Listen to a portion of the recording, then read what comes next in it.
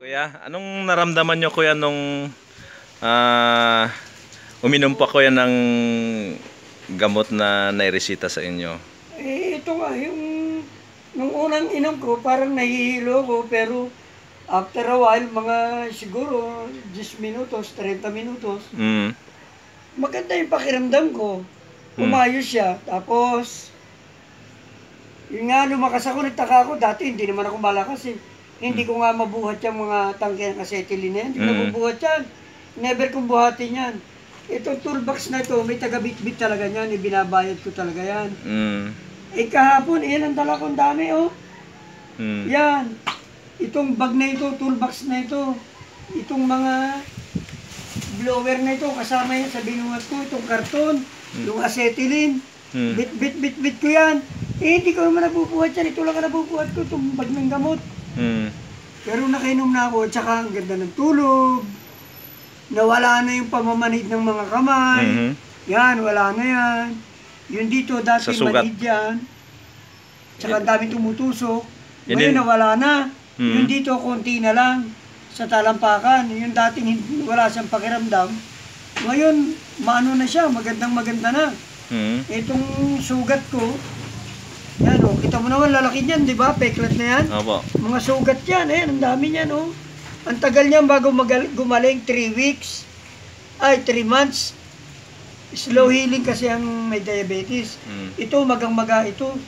Tingnan mo ngayon, oh, wala siyang maga, oh. Mm. Ang ganda. Tapos ito, pagaling na yung sugat ko. Mhm. Samantalang dapat yan, mga 3 buwan pa, di ba? Opo. Lilimang araw pa lang ako, eh. O, tingnan mo. Oh, Mm. talagang maganda siya. Mm. Dati hindi Pinagumana. mo po pwede paluin yan. Mag-aaway tayo. Mm. Pag pinalo mo, masakit yan, eh. Ilang taon na kayo kuya na nagsasaksak ng sa insulin sa diabetic 14 nyo? years na. 14 years na 14 diabetic. years na. Oh. Andyan nga yung insulin ko. Mm. Oh. Labi nga patataw na ako nagsasaksak. 1 week lang kayo nag-take ng gamot kuya, di ba? 1 week pa lang, wala pa nga eh. Wala pang 1 week? Wala pa. O may epekto na agad sa inyo? Oo. Maganda yung epekto niya. Ang problema ko lang, baka mamaya, bumalik ako sa pagkabata. Hindi kaya? Dok? Hindi kaya bumalik ako sa pagkabata. Talagang kanyan. Tsaka ito na lang ang Babalik kinain. yung mga lakas mo na... Kung sabi mo wag kang kumain ng ng karne, wag kang kumain ng Hmm. Santa Maria Elementary School, nanghihina ako pagka Hmm. Pero kumakain ako tinapay lang, Mhm. saka yan tubig. Hmm. Bread and water lang, sabi ko nga para akong US Navy na penera, nakakulong So Bread and ngayon, water dati hindi mo nabubuhat mga yan? Ay wala, hindi ayan may mga taga-buhat ako dyan, Oo. mga naklibon. Ngayon kayang-kaya mo nang buhatin. Lahat. Isa, Sige, dalawa, try tatlo, mo apat. nga, try mo buhatin ngayon kuya para makita natin dito sa... Kan? So, nabubuhat ko yan, Oo. Hindi lang Lumakas ito, na si kuya. apat yan.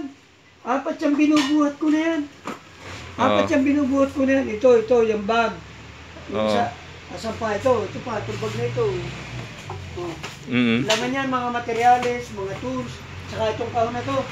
Buhat-buhat ko yan kahapon. Mm. Kasi nga, sabi ko, wala naman taong magbubuhat. Mm. Kaya yan na, ako na bumubuhat niyan. Medyo, yun nga, from 64, naging 27, naging 36 years old. Gumanda yung pakiramdam ko, nawala yung pamamaga. Mhm. At saka yung pagtae ko, Gumanda na. oo, dati sinusundot ko yan para lumabas. Mm. Tsaka mahapdi yung ihi. Mhm. O ngayon, maganda yung ihi. Mm.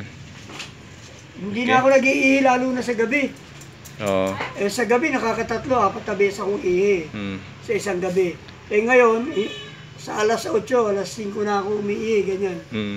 Pag nagising ako ng alas 5, yun, iihi ako. Pero kung nagising ako alas 8, doon lang ako iihi. Okay. Alas 8. Kuya, anong masasabi nyo dun sa nainom nyo na gamot? Mahusay siya. Mhm. Mahusay siya.